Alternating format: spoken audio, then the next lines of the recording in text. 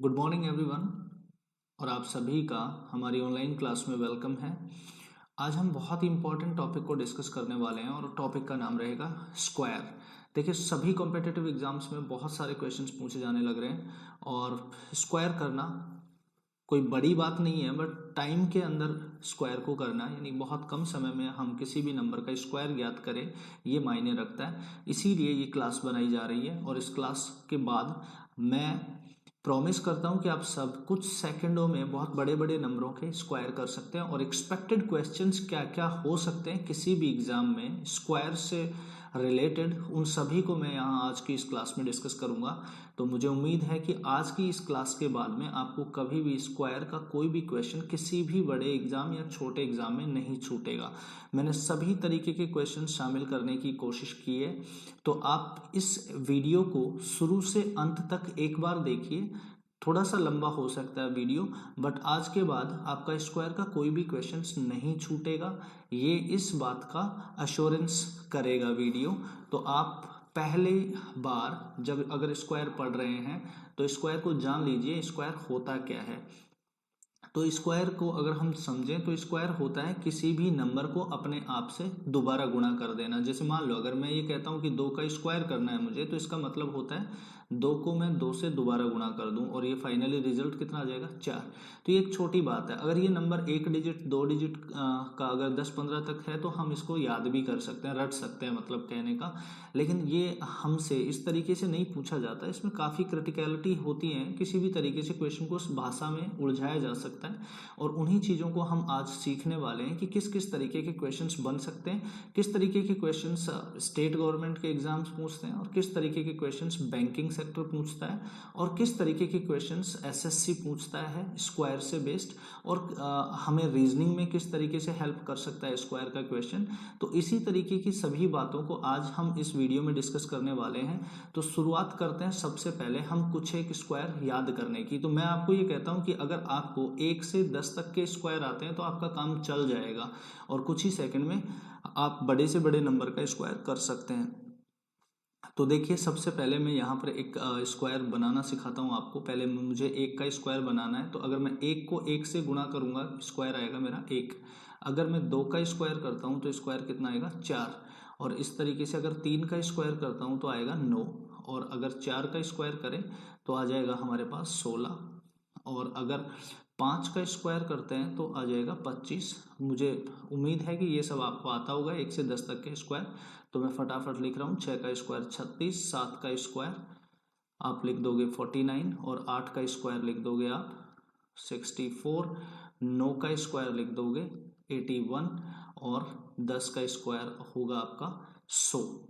तो अगर आपको 1 से 10 तक के स्क्वायर आते हैं तो 2 डिजिट के किसी भी नंबर का स्क्वायर निकालना आपके लिए मुश्किल नहीं है। आइए देखते हैं 2 डिजिट के किसी भी नंबर का स्क्वायर किस तरीके से ज्ञात करते हैं। तो देखिए, वैदिक मैथमेटिक्स में एक फॉर्मूला होता है जिसको उपसूत्र बोलते हैं। अनुरूपेण विधि के थ्रू हम उसको ज्ञात कर सकते हैं। तो जैसे कोई भी एक नंबर ले लिया मैंने, मान लो 32 एक नंबर लिया, और अगर 32 एक नंबर लिया, अगर मुझे इसका स्क्वायर ज्ञात करना है तो देखिए करना क्या है। सबसे पहले मैं 3 और 2 डिजिट से मिलकर ये नंबर बना है, तो मैं सबसे पहले आपको ये फॉर्मूला याद होगा, ए प्लस बी का होल स्क्वायर क्या होता है। ए प्लस बी का होल स्क्वायर होता है A square plus 2ab plus B square. तो हम इसी तरीके से ये वाला नंबर ए और ये वाला नंबर बी जो है इनके स्क्वायर करते हैं साइड में, ठीक है, बाहर वाली साइड में दोनों तरफ, और बीच में इन दोनों का गुणा करके 2 से गुणा करके लिखते हैं। तो इसी को यूज करते हुए यहाँ पर मैं 3 को मान लूंगा ए और 2 को मान लूंगा बी, और अनुरूपण फॉर्मूला लगाऊंगा मैं यहाँ पे। किस तरीके से यूज करेंगे, देखिए 3 का स्क्वायर और फिर उसके बाद में मैं लिख दूंगा 2 गुणा 3 गुणा 2 और फिर मैं लास्ट में लिख दूंगा 2 का स्क्वायर। और अब ये फॉर्मूला किस तरीके से काम करेगा, देखिए एक बार इसको सीखना जरूरी है, उसके बाद में आप बहुत फास्ट ट्रैक मेथड यूज कर सकते हैं। तो सबसे पहले हम 3 का 9 लिखेंगे और ये हो जाएगा आपका 12 और ये हो जाएगा आपका 4। तो अब हम इसको किस तरीके से सजाएंगे, लास्ट में 4 का तो 4 लिख देंगे और ये 12 का 2 लिख देंगे और ये एक इधर जुड़ जाएगा अपना इसमें 9 में, तो ये हो जाएगा 9 और 1 10। यानी आपके पास 32 का स्क्वायर 1024 आ चुका है। इस पर आप अगर प्रैक्टिस करेंगे तो कुछ ही सेकंड में निकाल पाएंगे। जैसे मान लो एक बहुत बड़ा नंबर है मेरे पास 87 का अगर मैं स्क्वायर करना चाहूँ तो किस तरीके से करूँगा। देखिए 8 का स्क्वायर 64 और 7 गुणा 8 56, 56 का डबल करेंगे तो 112 और 112 के बाद में 7 का स्क्वायर करेंगे तो 49। अब मुझे क्या लिखना है 9, 4 इधर जोड़ दूंगा मैं तो कितना होगा 116, 116 का 6, फिर ये 11 में दोनों इधर जोड़ दूंगा 11 और 64 को अगर मैं 11 में जोड़ दूंगा तो ये बनेगा 75। तो ये बन गया आपका 75। आप चाहें तो कैलकुलेटर से करके देख सकते हैं। मैं यहाँ पे आपको कैलकुलेटर के थ्रू अगर आप यूज़ करना चाहें तो इसको कर सकते हैं। 87 अगर आप इसको वेरीफाई करना चाहें तो देखिए कैसे करोगे आप 87 मल्टीप्लाई बाई 87 और आप करके देखेंगे 49 4 56 एंड 56 112 और 4 116 11 64 और 11 75। ठीक है, यही इसका गुणा आएगा। तो आप ये कह सकते हैं कि एकदम ट्रस्टेड और वेरीफाइड फॉर्मूला है, वैदिक मैथमेटिक्स से लिया गया है।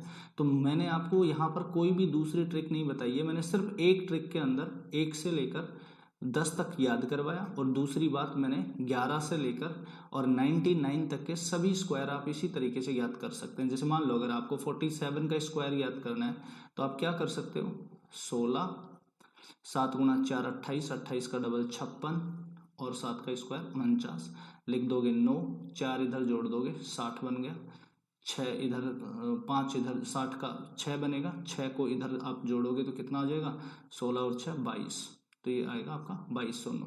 तो अगर आप इस तरीके से सोल्व करते हैं तो आपका 2 डिजिट के किसी भी नंबर का स्क्वायर करना आपके लिए बहुत बड़ी बात नहीं है। खैर हम एक दूसरा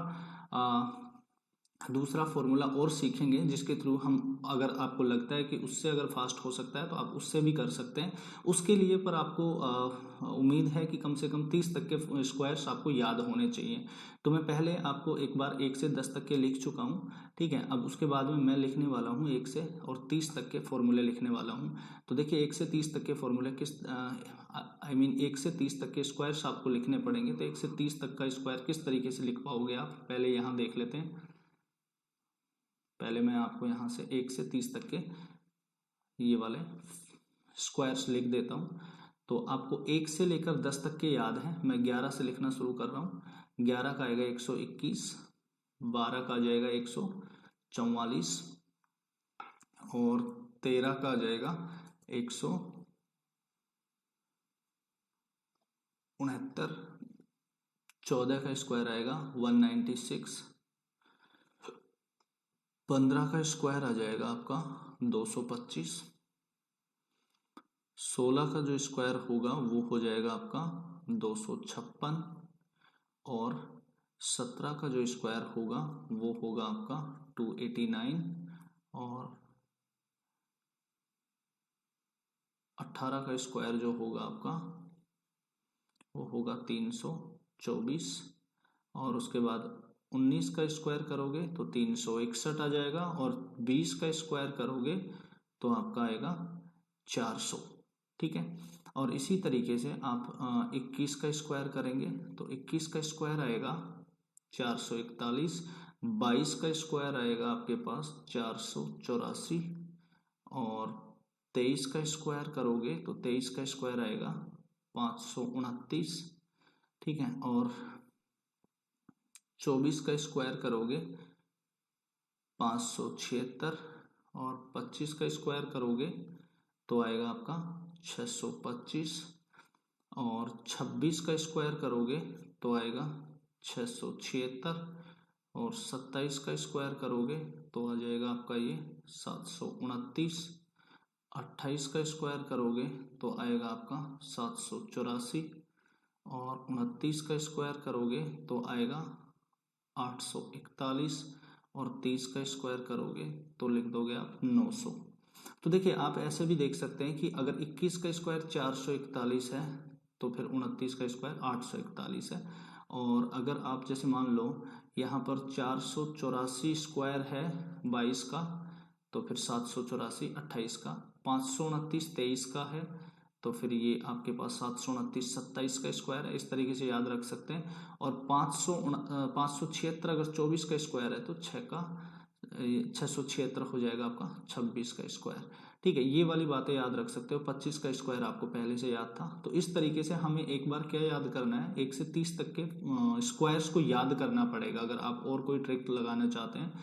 ठीक है, तो इसी को हम आगे बढ़ते हुए किस तरीके से सोल्व करेंगे। देखिए, सबसे पहले और इम्पोर्टेंट बात और है इसमें कुछ जो जहाँ से डायरेक्ट क्वेश्चंस पूछे जा सकते हैं, वो मैं आपको सिखाता हूँ। जैसे 1 का स्क्वायर कितना है 1, और 2 का स्क्वायर कितना लिखा हमने 4, 3 का स्क्वायर कितना लिखा हमने 9, 4 का स्क्वायर लिखा था हमने 16, और 5 का स्क्वायर लिखा था हमने 25, 6 का स्क्वायर लिखा था हमने 36, 7 का स्क्वायर 49, और 8 का स्क्वायर लिखा हमने 64, 9 का स्क्वायर लिखेंगे हम 81, और 10 का स्क्वायर हो जाएगा 100। तो अब ये सारी 1 से लेकर 30 तक मैंने ये जो लिखा है स्क्वायर, अब इससे कुछ निष्कर्ष निकलेंगे यहाँ से जो एग्जाम डायरेक्ट पूछ सकता है। पहली बात तो हम देखेंगे यूनिट डिजिट।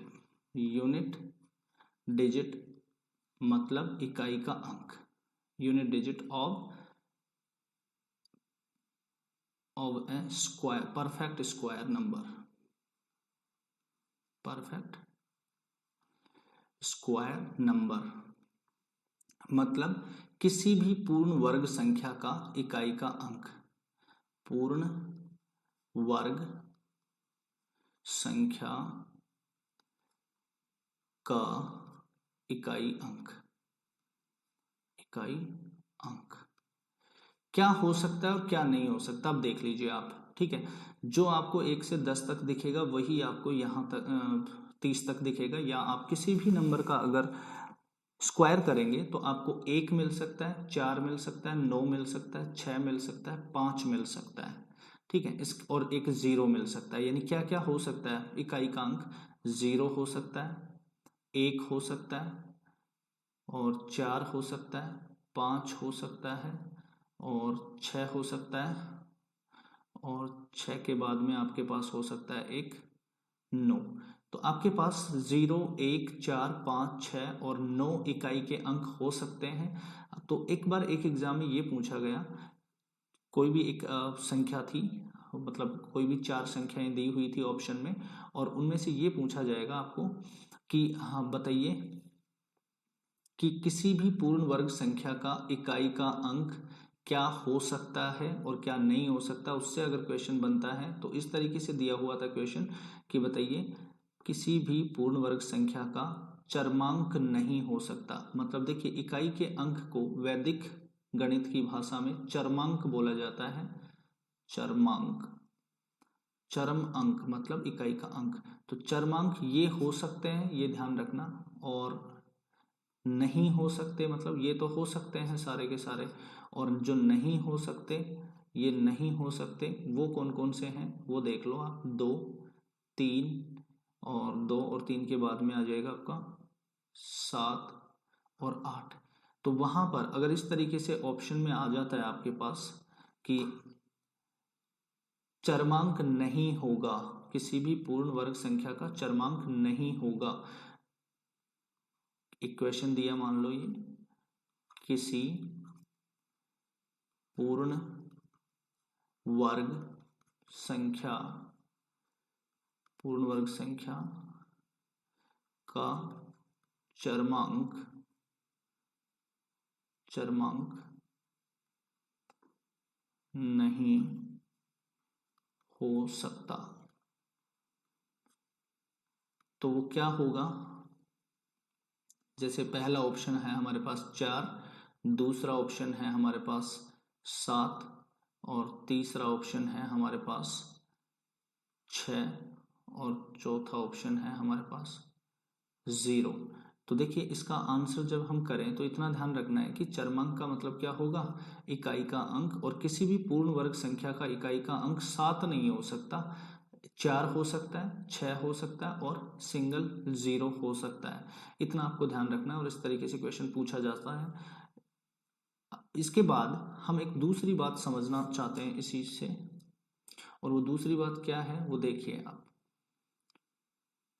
अगर हम 1 से 10 तक के सभी स्क्वायर को अगर नोट करें तो नोट करने के बाद हम पाते हैं कि यहाँ पर कितना आ रहा है 1 4 9, यहाँ तक कोई दिक्कत नहीं है।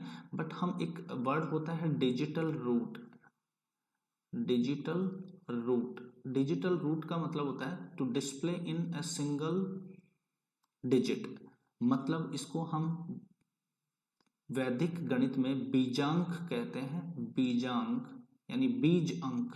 ठीक है, तो बीज अंक कैसे बनता है, किसी भी संख्या के सभी अंकों का योग करो और तब तक करते रहो जब तक वह संख्या एक अंक में नहीं हो जाए। तो 1 का बीजांक 1 होगा, 4 का बीजांक 4 होगा और 9 का बीजांक 9 होगा।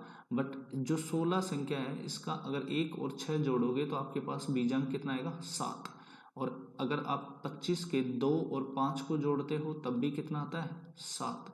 और 36 के 3 और 6 को जोड़ दोगे तो आपके पास कितना आएगा 9। अगर 9 और 4 को जोड़ोगे, 4 + 9 करोगे तो 13। और फिर इसको एक बार और आगे ले जाओ, 1 + 3 और ये फाइनली कितना आ जाएगा 4। ठीक है, अब अगर आप 6 और 4 को जोड़ते हैं, 6 और 4 को जोड़ते हैं तो आपके पास आता है 10। फिर से जोड़ोगे 1 + 0 कितना बन जाएगा 1।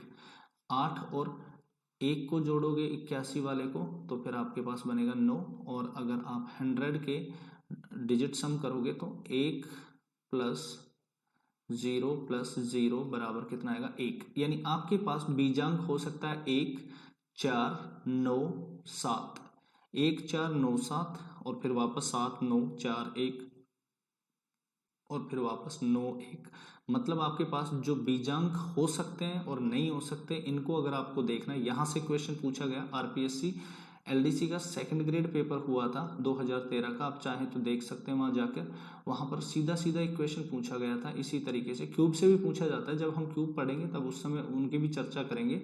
तो एक मैं दूसरा क्वेश्चन यहाँ से ले रहा हूँ, क्वेश्चन नंबर 2 यहाँ से ले रहा हूँ जो एक्सपेक्टेड है, पूछा जा सकता है फिर से किसी भी एग्जाम में। तो लिखता हूं मैं किसी भी पूर्ण वर्ग संख्या का बीजांक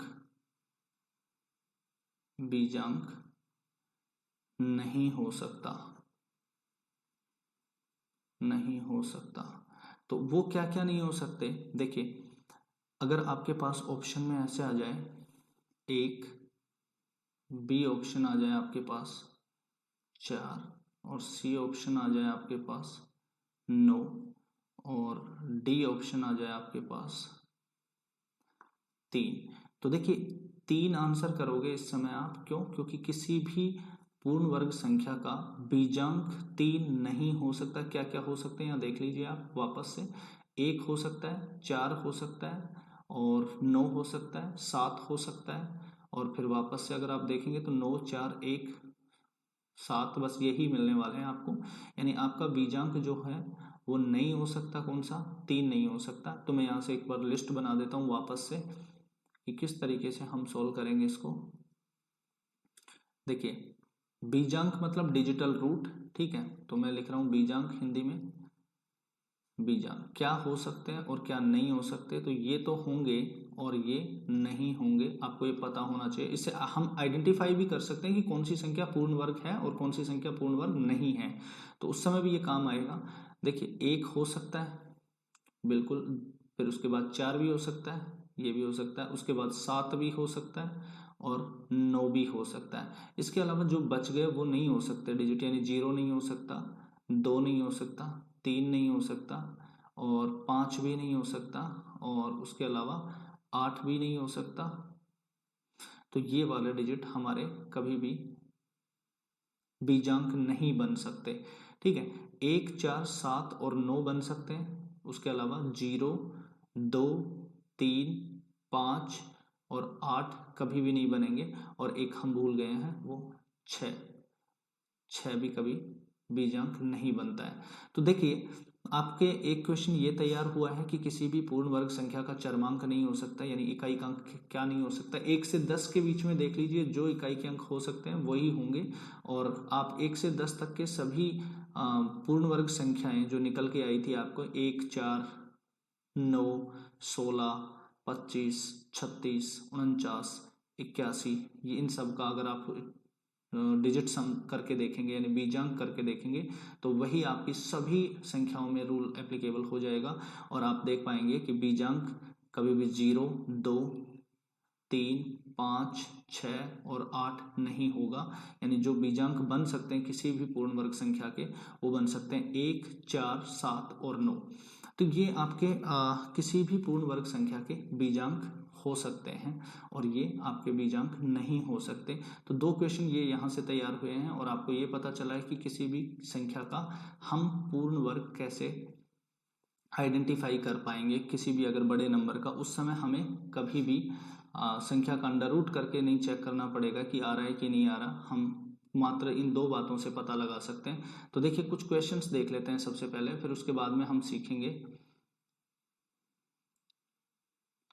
तो जो क्वेश्चंस होंगे हमारे पास इसी तरीके से आगे क्वेश्चंस बनते चले जाएंगे। हम एक क्वेश्चन लेते हैं यहाँ पर और मैं आपको सिंपली ये पूछता हूँ कि किस तरीके से क्वेश्चंस बनाया जा सकता है। मैं आपके पास 4 ऑप्शन लिख रहा हूँ और आपको ये बताना है कि इनमें से कौन सी परफेक्ट स्क्वायर संख्या है, यानी पूर्ण वर्ग संख्या छांटनी है आपको। पूर्ण वर्ग संख्या, पूर्ण वर्ग संख्या कौन सी है। तो मैं आपके पास एक ऑप्शन दे रहा हूँ यहाँ पर। एक संख्या है मेरे पास 7, 8, 1, 4, 5, 2 और बी ऑप्शन है मेरे पास 7, 8, 2, 3, 3, 8 और एक नंबर है हमारे पास वो है 7, 8, 4, 9, 9, 6 और जो चौथा नंबर है वो है 7, 7, 6, 1, 3, 6, ये वाला नंबर है। ठीक है, तो आप मुझे ये बताइए कि इन चारों में से कौन सी संख्या पूर्ण वर्ग है। तो अब आपके पास या तो आपके पास नियम है कि आप सभी चारों का पूर्ण स्क्वायर रूट करके चेक करें कि, या फिर आप जो भी आपकी विधियां रही होंगी वर्गमूल निकालने की उनके थ्रू आप चारों का चेक करें, जो परफेक्ट निकल के आए वो उसका आप आंसर करें। अदरवाइज आपके पास एक दूसरा पैटर्न है, एग्जाम में इसी तरीके से 6 डिजिट का ही नंबर आएगा, ध्यान रखना इस बात का। और उसका अगर आपको ये चेक करना है कि कौन सी संख्या पूर्ण वर्ग है तो उसके पास आपके पास जो रूल बचता है वो, अगर आपको स्पीड से इस चीज़ को ज्ञात करना है तो आपके पास रूल बचेगा और वो रहेगा सिर्फ और सिर्फ या तो बीजांक से आप ज्ञात कर पाएंगे या इकाई के अंक से। तो आप कभी भी चेक कर लेना कि इकाई का अंक कभी भी किसी भी पूर्ण वर्ग संख्या का इकाई का अंक 2 नहीं हो सकता, यानी ये ऑप्शन आपका खत्म है। और ना ही आपका इकाई का अंक कभी 8 बनेगा किसी भी पूर्ण वर्ग संख्या का, तो ये दूसरा ऑप्शन भी खत्म है। लेकिन अब आपके पास यहाँ पर देखिए 6 आ रहा है और यहाँ पर आपका 6 आ रहा है, तो इसका मतलब ये दोनों संख्या पूर्ण वर्ग संख्या हो सकते हैं। इकाई के अंक से आप आइडेंटिफाई नहीं कर पाएंगे अब इन दोनों में से कौन सा है। तो अब आप क्या लगाएंगे, अब आप लगाएंगे बीजांक, यानी आप डिजिटल रूट करके देखेंगे कि कौन सा होगा। तो इसमें हम चेक करते हैं सबसे पहले इसका 7 और 8 कितना हो गया 15, 15 और 4 19, 19 और 9 होगा आपका 28, 28 और फिर अगर आप 9 जोड़ेंगे तो 37, 37 और 6 43, 43 अगर करेंगे आप तो 43 का भी अगर आप आगे जाएंगे तो 4 + 3 करके देखते हैं 7 आता है, यानी ये हो सकता है। लेकिन अभी इसका भी चेक करना है कि ये हो सकता है कि नहीं हो सकता। तो इसको चेक करेंगे 7 और 7 14 और 6 20, 20 और 1 21, 21 और 3 24, 24 और 6 30, 30 का जो डिजिटल रूट आएगा इसका आएगा 3। तो ये 3 कभी भी किसी भी पूर्ण वर्ग संख्या का डिजिटल रूट या बीजांक नहीं हो सकता, इसलिए ऑप्शन ये भी खत्म है। और अब हम आंसर करेंगे सिर्फ ये। तो देखिए ये जो एग्जाम्पल था ये किसी न किसी प्रीवियस एग्जाम से उठाया हुआ एग्जाम्पल है, तो इसी तरीके से हम आइडेंटिफाई कर सकते हैं। चलिए मैं आपसे एक बार एक दूसरा क्वेश्चन आपके सामने लेके आता हूँ और इस पर आप खुद ट्राई करेंगे कि फिर से अगर मैं आपको ये लिखूं और आपको वही काम करना है जो इसमें किया था और आपको ये बताना है कि इनमें से कौन सी पूर्ण वर्ग संख्या है। तो पहला ऑप्शन है हमारे पास 244, 0, 11 और दूसरी संख्या है हमारे पास 216, 221 और तीसरी संख्या है हमारे पास 216, 209 और चौथी संख्या है जो हमारे पास है 219 961। अब आप बताइए इनमें से कौन सी पूर्ण वर्ग संख्या है और कौन सी पूर्ण वर्ग संख्या नहीं है। तो आप चाहें तो वीडियो को पॉज करके ट्राई कर सकते हैं। चलो मैं बता देता हूँ। देखिए सबसे पहले आप यहाँ देख पाएंगे कि एक एक एक और 9, यानी इकाई का अंक तो आपको यहाँ यूज करना ही नहीं है। ठीक है, अब इकाई का अंक अगर आपको यूज नहीं करना है तो अब आप क्या कर सकते हैं, वो ये देखिए कि अब हम डिजिटल रूट लगा सकते हैं इसमें। तो डिजिटल रूट का नियम क्या कहता है वो देखना। 2 और 4 6, 6 और 4 10, 10 और 2 12, और 12 का डिजिटल रूट कितना बन के आ रहा है यहाँ पर देखते हैं हम, 3 बन के आएगा। 3 यानी ये नहीं होगा। फिर दूसरा देखते हैं, 2 और 1 3, 3 और 6 9, 9 और 2 11, 11 और 2 13, 13 और 1 14, 14 का डिजिटल रूट बनेगा 5, यानी ये भी नहीं हो सकता। अब देखते हैं सी ऑप्शन, 2 and 1 3, 3 and 6 9, यानी 9 और 2 11, 11 और 9 20, 20 का डिजिटल रूट बनेगा अपने पास 2, ये भी नहीं हो सकता। फिर अब हम इसको चेक भी नहीं करेंगे और इसको आंसर कर देंगे, क्योंकि 4 में से एक आंसर होना जरूरी है। फिर भी अगर आप चेक करें तो 2 और 1 3, 3 और 9 12, 12 और 9 21, 21 और 6 28, 28 और 1 29, 28 और ये कितना हुआ है आपका 2 and 1 3, ठीक है 3 और 3 और 9 12, 12 और 9 21, 21 और 6 27, 27 और 1 28।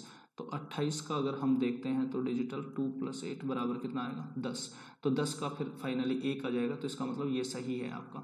ठीक है, तो इस तरीके से आप आइडेंटिफाई कर सकते हैं इन चीज़ों को। अब कुछ फैक्ट्स हैं स्क्वायर के, वो फैक्ट्स मैं आपके सामने लेके आ रहा हूँ। वो फैक्ट्स क्या क्या हो सकते हैं, किस किस तरीके से क्वेश्चंस पूछते हैं और क्या क्या चीज़ें हो सकती हैं इसकी, तो उनको हम डिस्कस करते हैं वन बाय वन।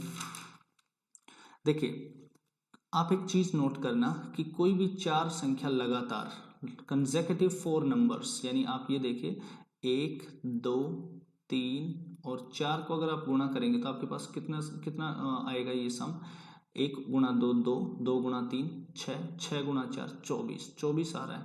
अब आप इसमें क्या जोड़ें कि ये परफेक्ट स्क्वायर नंबर बने, तो ये आप 1 जोड़ना पड़ेगा इसमें, और अब ये क्या बन जाएगा, पूर्ण वर्ग बन जाएगा, पूर्ण वर्ग संख्या बनेगी, पूर्ण वर्ग संख्या बन जाएगी। मतलब आप ये देखना कि जब भी कोई 4 नंबर लगातार गुणा हो रहे हैं, अगर उनमें आप 1 जोड़ देते हैं तो पूर्ण वर्ग संख्या बनेगी। अब आप कोई भी और दूसरा एग्जाम्पल लेके देख लीजिए, जैसे मान लो अगर मैं 3 से गुणा करने लगूं, 3 4 5 और 6 को गुणा कर दूं, तो अभी भी आप इसमें जो भी होगा ये गुणा, 3 गुणा 4 12, 12 गुणा 5 60, 60 गुणा 6 होगा आपका 360, ये आया आपका 360। अगर आप इसमें एक और जोड़ दें तो ये बन जाएगा आपका 361, और 361 एक पूर्ण वर्ग संख्या बन जाएगी, पूर्ण वर्ग संख्या बन जाएगी। तो कहने का मतलब ये हुआ, यहां से एक रूल बन के आ सकता है, और वो रूल क्या बनेगा, देखिए वो रूल ये बनेगा कि यदि n और n+1 और n+2 और n+3 आपस में अगर ये गुणा हो रही है, ये तीनों संख्या चारों संख्याएं अगर ये आपस में चारों संख्याएं गुणा हो रही हैं, तो अगर इसमें हम 1 जोड़ देते हैं, इन लगातार 4 संख्याओं के गुणा करने के बाद अगर 1 जोड़ देते हैं तो हमारे पास क्या बन के आता है, एक पूर्ण वर्ग संख्या बनकर आती है, पूर्ण वर्ग संख्या बनकर आ सकती है। ठीक है, तो ये वाली बात आपको याद रखनी है। एक तो फैक्ट हो गया अपने पास ये। ठीक है, दूसरा फैक्ट ये है हमारे पास जो बहुत इंपॉर्टेंट है, किसी भी सम संख्या का स्क्वायर हमेशा सम होगा, यानी किसी भी सम संख्या का, किसी भी सम संख्या का, किसी भी सम संख्या का वर्ग बराबर क्या होगा, एक सम संख्या ही होगा, है ना, सम संख्या ही होगा। और एक और खास बात है, 4 से भाज्य भी होगा, 4 से भाज्य भी होगा, भाज्य भी होगा। देखिए ये ऐसा क्यों हो रहा है, ऐसा इसलिए हो रहा है क्योंकि आप अगर ये चेक करें कि कोई भी एक सम संख्या होती है तो उसमें एक दो होना बहुत जरूरी है, नहीं तो वो सम संख्या हो ही नहीं सकती। यानी कोई भी सम संख्या तभी मानी जाती है जब उसमें दो का भाग लग जाता है। तो इसका मतलब आप किसी का भी वर्क करके देख लीजिए, जैसे दो का वर्क करोगे तो कितना बनेगा 4, अगर 4 का वर्क करोगे तो 16, अगर आपको मान लो 18 का वर्क करना है तो ये आया आपको 324। अब आप देख लीजिए कि आप ये देखेंगे कि कोई भी एक वर्ग होगा, या आप कोई दूसरा नंबर ले लीजिए, जैसे मान लो अगर मैं 32 लेता हूँ तो 32 का स्क्वायर होता है 1024। ठीक है, तो आप देखेंगे कि सभी संख्याएं 4 से कटती हैं, यानी कोई भी सम संख्या हो अगर उसका वर्ग करोगे तो पहली बात तो ये है कि एक सम संख्या मिलेगा। दूसरी बात ये होगा कि जो ये रिजल्ट आएगा, ये जो जो भी रिजल्ट आएगा ये सभी 4 से भाज्य भी होगा, ये कन्फर्म है। ठीक है, तो दूसरा रूल भी आपको याद हो गया। अब तीसरी बात अगर हम करें, तीसरा फैक्ट क्या हो सकता है कि कोई भी दो लगातार नंबर, कोई भी दो लगातार नंबर को हम अगर गुणा करें, जैसे मान लो अगर मुझे 15 को 16 से गुणा करना है, 15 को कितने से गुणा करना है, 16 से गुणा करना है, तो अब इसका रिजल्ट कितना आएगा, 15 गुणा 16, 15 गुणा 16 हमेशा 225 प्लस 15 करोगे तो आप 240 आ जाएगा। ठीक है, अब अगर आप ये कर रहे हो कि 240 रिजल्ट आया है, अब अगर आप इसमें कितने जोड़ो कि ये संख्या पूर्ण वर्ग बने, तो आप इसमें या तो 16 जोड़ दो या फिर 240 में आप 15 घटा दो।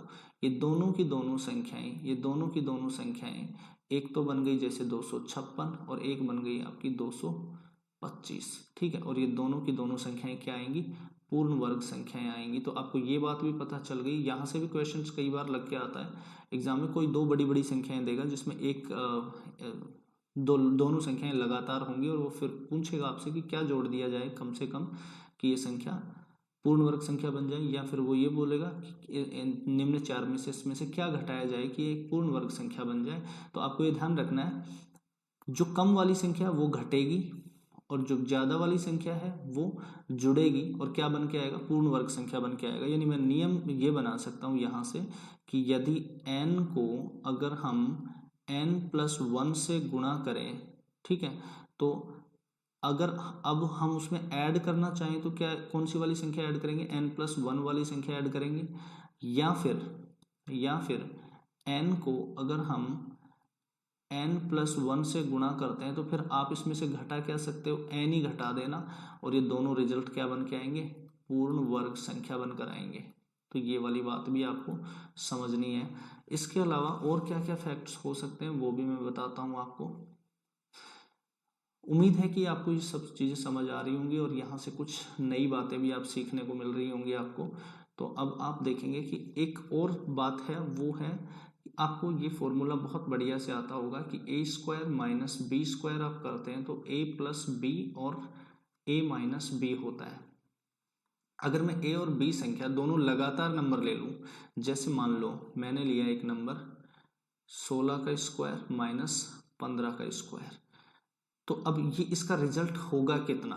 तो इसका रिजल्ट आपको कुछ नहीं करना है, आप इसको ब्रेक करेंगे तो देखिए, एक बार ब्रेक करके देखिए, आप इसको इसी तरीके से ब्रेक करिए, तो 16 + 15 और 16 - 15, और अब आप देखेंगे 16 और 15 होता है 31, और 31 को एक से, यहाँ से 16 - 15 आएगा 1, और फाइनली रिजल्ट कितना बचेगा 1। यानी आप ये कह सकते हैं कि कोई भी दो लगातार संख्याएं होती हैं, अगर उनके अंतर अगर हम देखते हैं, उनके वर्ग के अंतर यानी उनके स्क्वायर्स के जो डिफरेंस अगर होगा तो उन दोनों संख्याओं का योग बनकर आएगा। तो ये आपका चौथा फैक्ट था, और ये बहुत इंपॉर्टेंट है, कई बार क्वेश्चन लग के आ जाता है ऐसे। जैसे मान लो मैं एक क्वेश्चन देकर देखता हूँ यहाँ पर, और वो क्वेश्चन है जैसे मान लो 889 का स्क्वायर माइनस अगली संख्या दे देता है 890 का स्क्वायर, और बताओ रिजल्ट क्या होगा। तो अब आपको इसका जब आंसर करना है तो इसका आंसर आप सिंपली क्या करेंगे, 889 प्लस 890 करके आंसर करेंगे, क्योंकि आपको पता है दूसरा फैक्टर जो होगा इन दोनों का डिफरेंस, और वो कितना है 1 होगा। देखिए यहाँ पर थोड़ा सा उल्टा लिखा है हमने, क्योंकि इसको आपने 89 बनाया, तो मैं इसको एक बार ऐसे बना लेता हूँ, इसको बना लेता हूँ मैं 88 बना लेता हूँ, ताकि बड़ी संख्या पहले रह जाए, और छोटी संख्या बाद में, यानी मैं इसको 88 बना लेता हूँ। ठीक है, अब आप इसका आंसर करना है। इसका आंसर क्या होगा, इन दोनों का योग होगा। तो 8 और 9 आप जोड़ देंगे, कितना होगा 17, और 8 और 8 16, 16 और 1 फिर से 17, और फिर 8 8 8 16, 16 और 1 फिर से वापस 17, यानी आपका ये जो नंबर आएगा वो आएगा 1777। ये आप आंसर कर देंगे इस क्वेश्चन का। तो आप देखिए ये बहुत बड़ा नंबर था, अगर इनके दोनों के स्क्वायर करके अगर आपको आंसर करना था तो ये आपको काफ़ी टाइम लग सकता था। बट अगर आपको ये बात पता है कि दोनों नंबर कंसेक्यूटिव हैं 889 और 888, और दोनों के वर्गों का अंतर पूछ रहा है, तो इन दोनों नंबरों को हम जोड़कर आंसर कर सकते हैं, क्योंकि दूसरा फैक्टर होगा जो a माइनस बी होगा, और a माइनस बी कितना बचेगा, यहाँ से 1 बचेगा, और 1 जैसे ही आप आंसर करेंगे गुणा करेंगे 1 से तो कोई फर्क नहीं पड़ता, इसलिए इन दोनों का योग ही क्या होने वाला है, इन दोनों का योग होगा आपका उत्तर। अब एक अगला फैक्ट जो है वो है इम्पॉर्टेंट है भी और नहीं भी। नहीं इसलिए क्योंकि ये बात बहुत कॉमन है, इसलिए आप जानते हो इस बात को पहले से ही, कि कोई भी इवन नंबर यानी कोई भी विषम संख्याओं का वर्ग है ना, विषम संख्या का वर्ग हमेशा विषम ही होगा। विषम संख्या का वर्ग बराबर क्या होगा, एक विषम संख्या ही होगी, विषम संख्या ही होगी। आप किसी का भी करके देख लीजिए, 1 का 1 होता है, 3 का 9 होता है, 5 का 25 होता है, ये सभी क्या है, विषम संख्या हैं। तो ये 5 फैक्ट हम जान पाए हैं आज की इस क्लास में। और इसके बाद एक फैक्ट होता है हमारे पास कि अगर हम प्रथम प्राकृतिक संख्याओं के वर्गों का योग करना चाहें, ठीक है, तो प्रथम प्राकृतिक संख्या यानी n प्राकृतिक संख्याओं का वर्गों का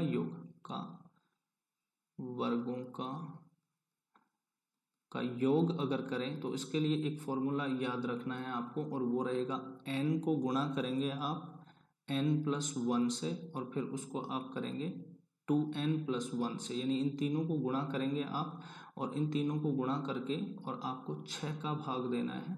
ये आप डायरेक्ट रिजल्ट याद रखेंगे तीनों के लिए। ठीक, उसके बाद हम और बातें अगर डिस्कस करें तो स्क्वायर में क्या क्या इंपॉर्टेंट हो सकती है, वो एक और चीज़ मैं आपको दिखाना चाहता हूँ जो बेहद इंपॉर्टेंट है, और वहाँ से आपको पता लगेगा कि हम किस तरीके से विषम संख्याओं का योग भी कर सकते हैं। तो देखिए, पहली जो वर्ग संख्या है वो है 0, दूसरी वर्ग संख्या है 1, तीसरी वर्ग संख्या है 4।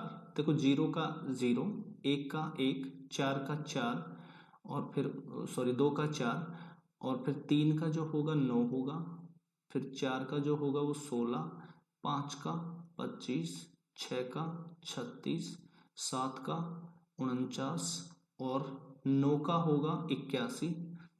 8 का भूल गए हम, तो 8 का भी लिख लेते हैं एक बार। 8 का लिखते हैं पहले, 8 का लिख देंगे हम 64, और फिर 9 का लिख देंगे 81, और फिर हम 10 का लिख देंगे 100, और इसी तरीके से आगे भी चल रहा होगा।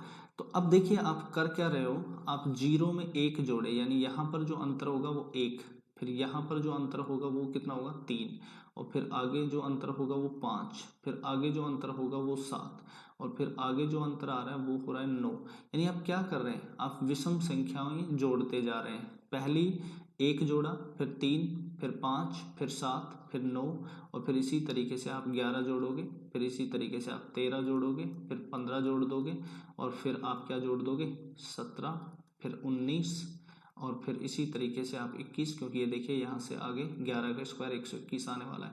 इसी तरीके से आगे चलता रहेगा, यानी आप क्या कर रहे हो, 1 3 5 7 9 11 13 15 17 19 21, और इसी तरीके से आगे जोड़ते जा रहे हो, और आपके पास क्या आती जा रही है, परफेक्ट स्क्वायर नंबर्स आते जा रहे हैं। यानी आपके पास एक रूल आता है कि प्रथम n प्राकृतिक विषम संख्याओं का योग क्या होता है, तो n स्क्वायर होता है।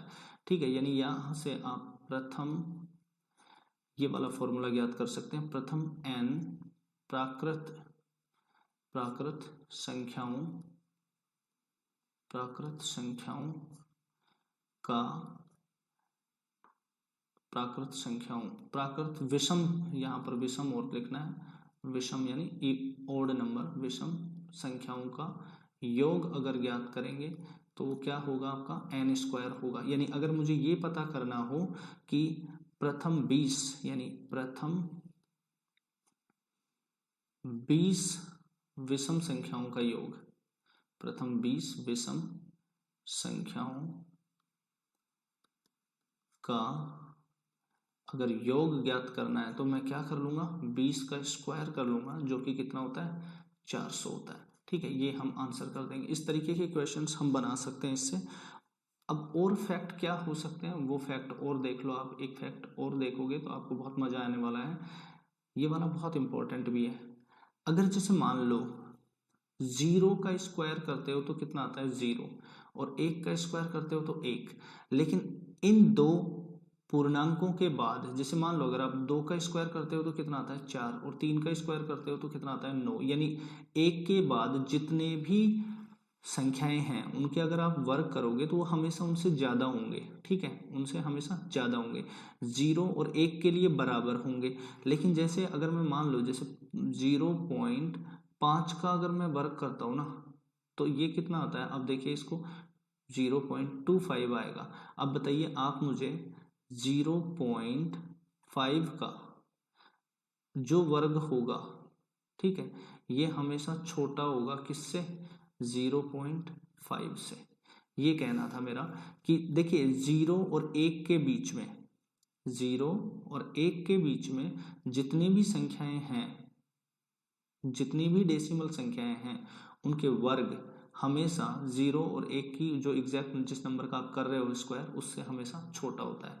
तो आपके लिए एक क्वेश्चन है कि 0.9 का वर्ग क्या होता है, 0.81 होता है। अब आप इसको चेक करेंगे तो आप देख पाएंगे यहाँ से कि 0.9 ज़्यादा है या फिर 0.81, तो आप पाएंगे कि 0.9 ज़्यादा है। ठीक है, तो ये वाली बात आप समझ पाए।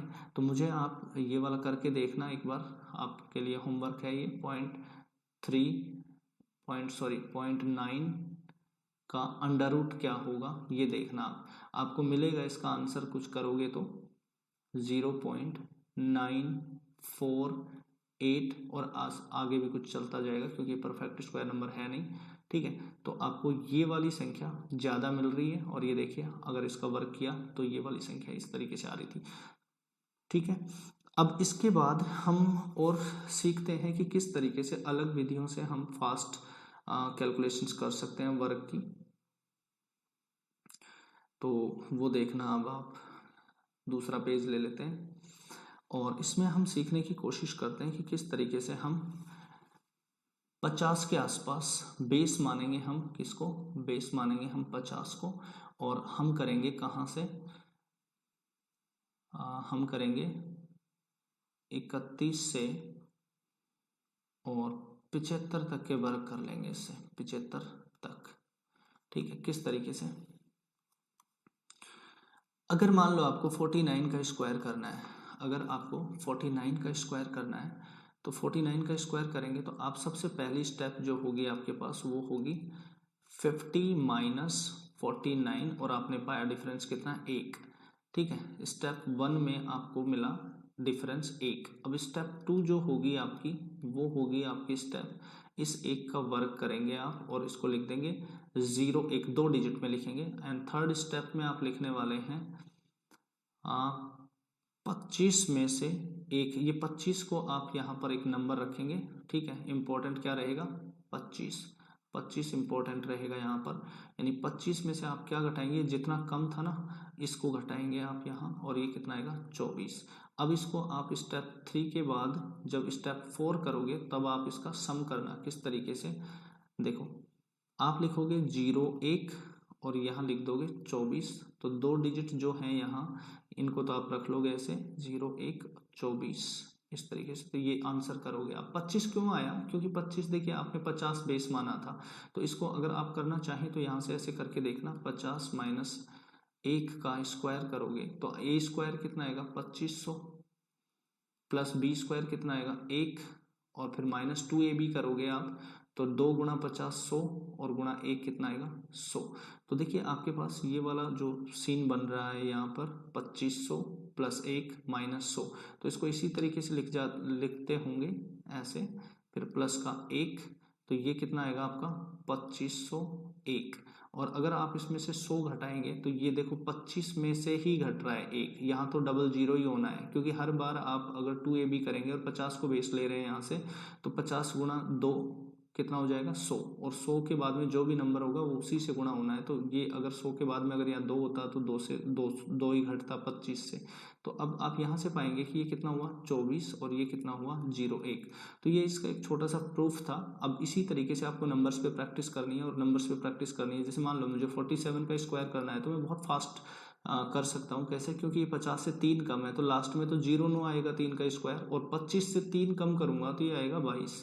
ठीक है, अगर इसी तरीके से ये अब देखिए 50 से कम है तो मैं घटा रहा हूँ, और अगर 50 से ज़्यादा है, जैसे मान लो अगर यहीं पर 53 का स्क्वायर करना होता मुझे, तो मैं देख पाता कि 25 से कितना ज़्यादा है 3, तो 3 का स्क्वायर तो 09, और अब मैं 25 से 3 जोड़कर लिखना चाहूँ तो वो लिख दूंगा मैं 28। यानी अगर मान लो 50 प्लस 3 का स्क्वायर करना था आपको, तो ये आप करते 50 का स्क्वायर प्लस 2 गुणा 50 गुणा 3, और फिर आप इसमें करते प्लस के 3 का स्क्वायर 9, और इनको जब जोड़ते ये देखो आप यहाँ वाला सीन 2 गुणा 50 कितना होता है 100, 100 को 3 से गुणा करते 300, और यहाँ 2500 आता है। तो 2500 में आप क्या जोड़ते पहले 300 जोड़ते, तो बताओ 2 जीरो का तो कोई इम्पैक्ट बन ही नहीं रहा यहाँ से, और ये कितना बनता आपका 8। 25 में 3 जुड़ा 8 और 2, और ये लास्ट में आपके जो 9 है ये यहाँ जुड़ेंगे तो ये 09 रहने वाला है इस तरीके से, और ये 2809 रहेगा।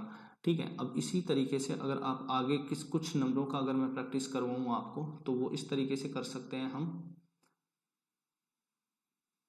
कि जैसे मान लो एक नंबर ले लेते हैं हम 39 का स्क्वायर करना है। तो देखिए 11 कम है और 11 का स्क्वायर है मेरे पास 121, पहली बात। दूसरी बात 25 में से अगर मैं 11 ही कम कर दूं, तो 25 में से 11 कम करूंगा कितना बचेगा आप देखिए, 25 में से 11 कम करने पर 14 बचता है, और मैं उन 14 को यहाँ लिख दूंगा थर्ड वाले डिजिट में। मुझे ये ध्यान रखना है कि सिर्फ 2 ही डिजिट बाहर रखने हैं यहाँ पर, तो 1 2 और ये फिर हो जाएगा जुड़ जाएगा 5, और ये कितना होगा 1, यानी 1521 में इसका आंसर कर दूंगा कितना 1521। अगर मुझे मान लो 37 का स्क्वायर करना है तो क्या करूंगा मैं, 37 के स्क्वायर में आप देखेंगे कि ये 13 कम है 50 से, तो 13 का स्क्वायर होता है 169, और 25 में से 13 कम करोगे तो 12 आएगा, और मैं 12 इसमें जोड़ दूंगा इस तरीके से, तो ये आएगा 1369। ठीक है, और अगर मैं इसी तरीके से मान लो अगर मुझे 72 का स्क्वायर करना है, मान लो 72 का स्क्वायर करना है तो क्या करेंगे हम, 72 के स्क्वायर के लिए 22 ज़्यादा है तो 22 का स्क्वायर होता है 484, और 22 अगर हम जोड़ दें 25 में से तो ये बनेगा 47, और 47 को तीसरे डिजिट को यहाँ लिखना है। आपको ये पता होना चाहिए कि लास्ट में 2 डिजिट छोड़ने हैं, तो 4 8 7 और 1 सॉरी 7 और 4 11 का 1, और 4 और 1 5, यानी ये आएगा आपका 5184। ठीक है, और भी अगर कुछ नंबर लेना चाहें, जैसे मान लो अगर मैं 66 नंबर ले रहा हूँ, 66 का स्क्वायर करना है तो ये 16 ज़्यादा है, 16 का होता है 256, इस तरीके से लिख दूंगा, और 25 में मैं 16 ही जोड़ूंगा जो होता है 41, और 41 को यहाँ जोड़ देंगे तो 6 5 2 और 1 कितना बन जाएगा 3, और ये कितना हो जाएगा 4। तो इस तरीके से मेरा 56 आंसर आएगा 66 का स्क्वायर। और अगर और आगे हम देखना चाहें तो आपको एक चीज़ और देखनी है कि आपका लगभग यहाँ पर 1 से लेकर 75 तक के स्क्वायर कंप्लीट हो चुके हैं इस वाले पैटर्न से भी। हालांकि मैंने आपको स्टार्टिंग में वीडियो के स्टार्टिंग में बता दिया था कि 2 डिजिट के स्क्वायर कितनी जल्दी हम अनुरूपण विधि से कर सकते हैं, और वो मुझे लगता है काफ़ी इफेक्टिव। उसके लिए अलग अलग बातें याद भी नहीं रखने। चलिए एक बार फिर से देखते हैं अनुरूपण को। अगर मुझे वही 66 का स्क्वायर करना होता तो मैं क्या करता, 6 का स्क्वायर फिर वापस 2 गुणा 6 गुणा 6 और फिर 6 का स्क्वायर, ये कितना आता 36, और ये कितना आता 6 गुणा 6 36, 36 का डबल आता 72, और ये कितना आता वापस 36। अब मैं इधर से लिखना शुरू करता 6 3 इधर जोड़ दूंगा तो 75 का 5, और फिर 7 इधर जोड़ दूंगा तो ये कितना बन जाएगा आपका 43, 36 और 7 43। तो ये मुझे लगता है ये भी फास्ट है, और अगर आप चाहें तो ऐसे भी कर सकते हैं, किसी भी तरीके से कर सकते हैं। एक और एग्जांपल ले लेते हैं, चलो एक एग्जांपल ले लेते हैं। जैसे मान लो आपको 34 का स्क्वायर करना है, तो आप देखिए कौन सा अगर आपके लिए फास्ट रहता है। अगर आप 16 कम है, ये एक तो ये है कि 16 कम है तो 16 का 256 कर लेंगे, और 16 ही अगर आप 25 में से कम करते हो तो फिर आपके पास आता है 9 अगर इसमें जोड़ दोगे तो ये आएगा आपका 1156। एक तो ये हुआ। अगर इसी को आप अनुरूपण लगाते हैं तो कितना आएगा 9 और 4 गुणा 3 12, 12 गुणा 2 आएगा 24, और फिर 4 का 16। तो आप चाहें तो यहाँ पर 6 लिखें, 25 का 5 लिखें, और ये 2 इधर जोड़ दें 11। तो अब आप कंपेयर करिए कि आपके लिए कौन सा सूटेबल है, वही आप यूज़ करेंगे। ठीक है, अगर आपको लगता है कि ये अनुरूपण ठीक है तो ये यूज़ करिए, और अगर आप 25 और ये 50 ध्यान रख सकते हैं तो ये आप यूज़ करिए, डिपेंड्स ऑन यू। अब आती है आपके पास एक और फैक्ट जो मैं बात करना चाहता हूँ यहाँ पर। कोई भी ऐसा नंबर जिसका इकाई का अंक 5 है, कोई भी ऐसा अंक जिसका इकाई का अंक 5 है, जैसे मान लो 5, 15, 25, 35, 45, या फिर जैसे मान लो 115 या फिर 125।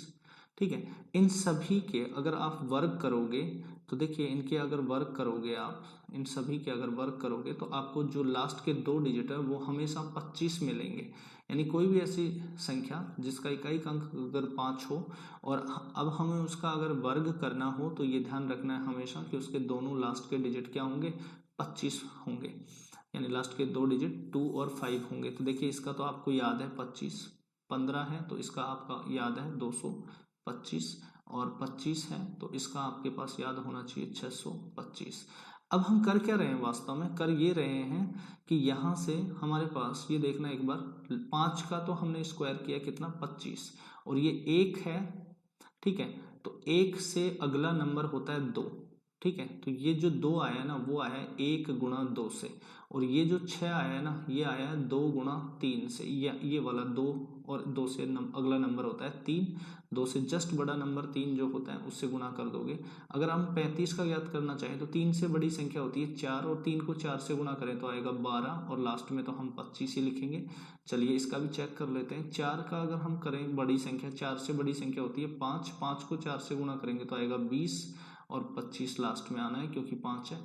ठीक है, यहाँ 115 है। अब देखिए ये 2 डिजिट नहीं है 3 डिजिट है, बट फिर भी काम करेगा ये नंबर। कैसे, क्योंकि 5 का तो लिख देंगे 25, और 11 की अगली संख्या, 11 से बड़ी संख्या होती है 12, तो 11 को 12 से गुणा करने पर आता है 132।